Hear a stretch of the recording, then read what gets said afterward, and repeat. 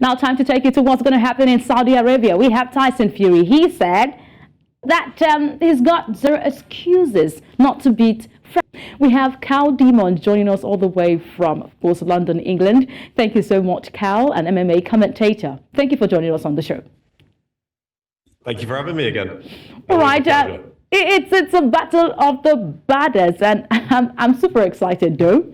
Well, despite this magnitude of the event, the promotion, and the two involved in this bout, a lot are saying, would this be the death of boxing? Because they feel it's not worth a fight to turn into a pay-per-view. What do you think, Cal? Yeah, I think, to be honest, the best way to view this is as a spectacle. A lot of, like you said, a lot of the boxing community aren't particularly bothered or interested in this fight because they wanted to see Tyson Fury fight Oleksandr Usyk and unify the heavyweight division, which hopefully we will also get later on this year.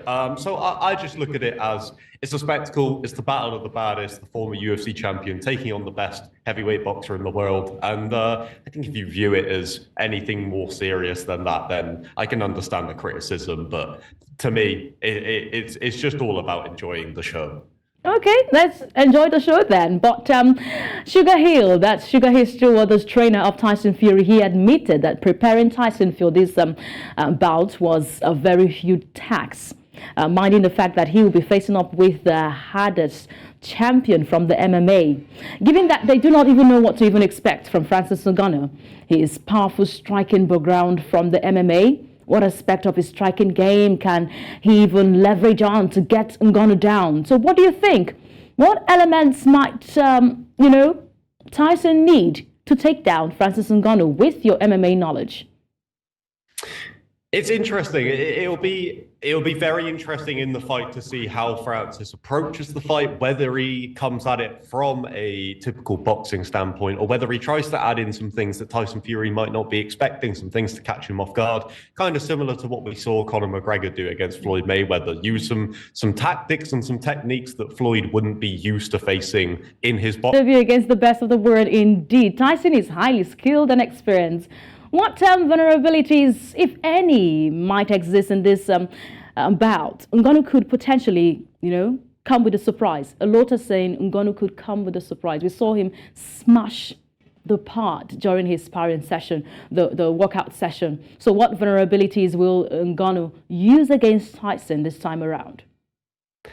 I think it would be tough if you were in Francis Ngannou's corner to pick out Tyson Fury's vulnerabilities because he is so good. But the fact of the matter is, in the heavyweight boxing, it takes one punch to change a fight, and there is arguably nobody in the heavyweight division in boxing or in MMA that hits as hard as Francis Ngannou. Is he going to be able to compete in a boxing match, strictly speaking, with Tyson Fury? Probably not. It's his boxing debut. He's taking on the best in the world. But one fight can change the entire course of combat sports overall. So that's what Francis has to focus on. I don't think focusing on Fury's vulnerabilities is maybe the route to go, but it's more focusing on what Francis does well, and that's his insane one-punch power that can end a fight in the blink of an eye. So landing that shot is the one and only goal in this fight, and if he lands it, he could win. If he doesn't land it, it's very difficult to see how he's competitive.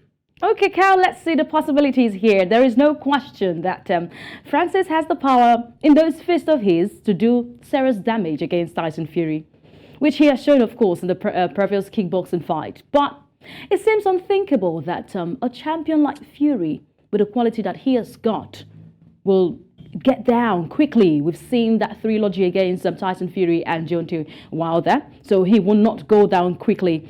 But I have this question. Transitioning from MMA to boxing often involves adjustment in different paces for the rules, adjustment for Francis Ngannou. But what specific areas will Ngannou focus on to be successful at this debut?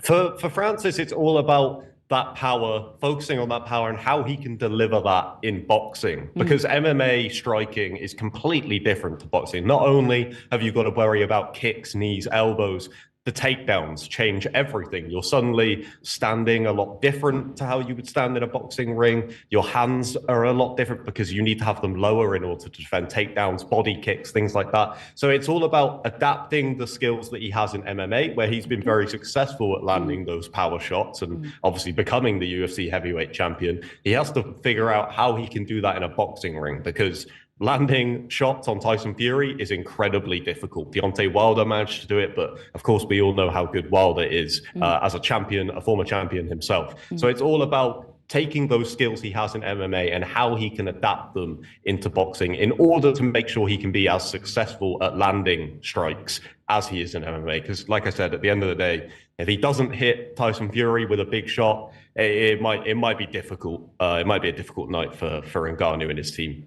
Okay, I'm hoping that it won't be a difficult one for Ngannou, but a lot are saying this bout has watered down all the efforts put in by the Sugar Rays, Mike Tyson and all, but how does this bout between Ngannou and Fury impact the boxing landscape and also the heavyweight division, particularly in the context of Tyson Fury's upcoming fight against Oleksandr Usyk for the undisputed title? Yeah, it was a strange one when that fight seemed to be put together before this fight has even happened. Of course, Tyson Fury is a huge favorite against Francis Ngannou, and that is why they have done it, because they don't see the risk there. And I know that maybe there's a 1% chance that Francis Ngannou lands that one-punch knockout shot, but if he does, it obviously has huge implications for the heavyweight division going forward. I think a lot of boxing fans, where they've criticized this event, will kind of be looking to let it play out and forget about it and move straight onto Usyk, provided the... I think that, like I said at the start, with the spectacle, it adds to the spectacle. You've seen Ngannou out there and, like you said, meeting Cristiano Ronaldo, meeting up with Israel Adesanya, meeting up... Beg your pardon. If another location was chosen for this bout, do you think it would have gotten the exposure that we see today ahead of this big one against Tyson and Ngannou? That's if we had chosen a different location away from Saudi Arabia. Was Saudi intentional? It was definitely intentional because of the money that they can provide. Again, the scale. They wanted this fight to be the battle of the baddest, to be the biggest thing in combat sports this year. So I think that it adds to the scale. You could probably do a similar thing in Las Vegas, which has always been the fight capital of the world. But Saudi Arabia want to take that kind of position for themselves, and putting on huge fights like this is the way to do it. Okay. Let's talk about the money. When it comes to money, I put a smile on my face. Huge investment has been made into this fight, Cal. Not talking about what the loser and also the winner will be getting, but for the fact that Francis would take in like 3 to 4 rounds beating with his record intact for the MMA, and he is likely to get 10 million plus US dollars money. Is this a fair deal, Cal? From the two camps, this is a fair deal. I think it's a fantastic deal for Francis Ngannou. You mentioned it then. At the end of the day, he is an MMA fighter. So even if he loses all 12 rounds against Tyson Fury, people are going to say, oh, this fight shouldn't have been made in the first place. But when he comes back to MMA, people aren't going to be like, oh, no one wants to see Francis Ngannou fight again. He's an MMA fighter. We know what he does well. He's not trying to become the heavyweight champion of the world. The belts aren't on the line. Like, I think that this is a fantastic deal for Ngannou. He's going to get the best payday of his career, probably of his life, and he doesn't lose any stock in a defeat, and he has the potential to pull off maybe the biggest upset of all time. There's no losses here for Francis Ngannou. I bet my money on this that maybe Tyson Fury would just make a mess of Francis Ngannou. But if Francis Ngannou gets all out, I think we need to look for another career path for Ngannou away from the MMA. So what's your prediction, Kyle?